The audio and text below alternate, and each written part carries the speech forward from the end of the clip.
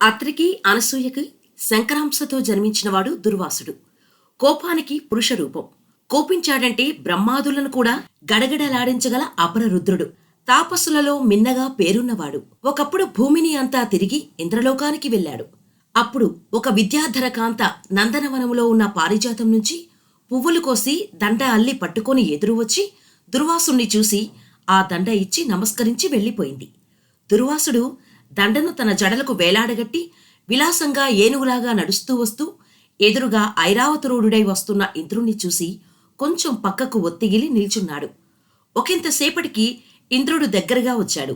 వెంటనే దుర్వాసుడు తన జడలలో ఉన్న పూదండను తీసి ఇంద్రుడికి అందించి దీవించాడు. ఇంద్రుడు ఆ దండను అంకుశముతో అందుకుని అలక్ష్యంగా ఐరావతం కుంభస్థలం పైన ఉంచాడు. ఆ పూలదండ పరిమళానికి గండు తుమ్మెదలు రొద చేస్తూ దానిమీద వాలగా ఐరావతం బెదిరి ఆ పుష్పమాలికను తొండముతో కింద పడవేసి కాళ్లతో తొక్కి రేకులూడగొట్టి నలిపి విసిరివేసింది. ఇటూ అటూ ఉన్నవారు ఇంద్రుడు ఏనుగు చేసిన పనికి చప్పట్లు చరుస్తూ పకపకా నవ్వసాగారు. దుర్వాసుడా వికారపు పని చూసి నిప్పులు రువ్వే కళ్ళతో చూసి, ఔరా ఇంద్ర, అమరాధిపతిని ఆదరించి మన్ననగా పూలదండ ఇస్తే రాజ్యాధికారం అదముతో ఇలాంటి దుర్వినీతి పని చేస్తావా? నీ సిరి సంపద సముద్రములో కలియుగాక అని శపించి వేడి నిట్టూర్పులు విడుస్తూ వడివడిగా అడుగులు వేస్తూ వెళ్లబోయాడు.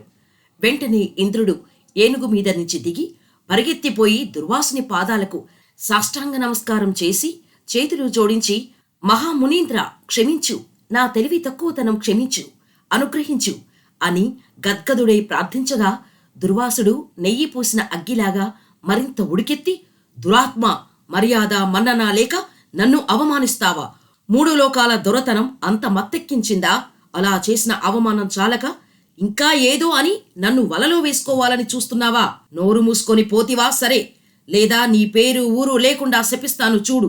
ఆనాడు దొంగవేషం వేసి అహల్యను అవమానించి గౌతమునిచే దయతరిచి బ్రతికి వచ్చావు. నేను గౌతముణ్ణి కాదు. నా కోపానికి అగ్ని కూడా బూడిదవుతాడు. అత్రి మహాముని కొడుకును తెలిసినా? పో, నువ్వింకా ఏమైనా అన్నావో నీ బ్రతుకు నడివీధి మెతుకవుతుంది. భరించరాని అవమానం చేశావు, పోరా అని వడివడిగా పరిగెత్తినట్టు వెళ్ళిపోయాడు. చేసేది లేక ఇంద్రుడు వెనుతిరిగి వచ్చి కందిపోయిన హృదయముతో ఐరావతం ఎక్కి ధారగా కన్నీరు కారే కళ్లతో భవనానికి వెళ్ళాడు. అంతే, అమరావతిలో ఒకటే కలకలం. ఏమిటా అని బిక్కముఖముతో భవనము నుంచి వెలుపలకు వచ్చి నిల్చున్నాడు. అప్సరసలు, కల్పవృక్షాలు, కామధేనువు, ఐరావతం, ధనరాశులు ఒకదాని వెంబడి ఒకటి పెనుగాలికి దుర్లిపోయినట్టు పోయి అదృశ్యమయ్యాయి. ఇంద్రజాలంలాగా అయి అమరావతి సర్వశూన్యమైపోయింది. ఇలా దుర్వాసుడి శాపానికి ఇంద్రుడి సంపదంతా పోయింది.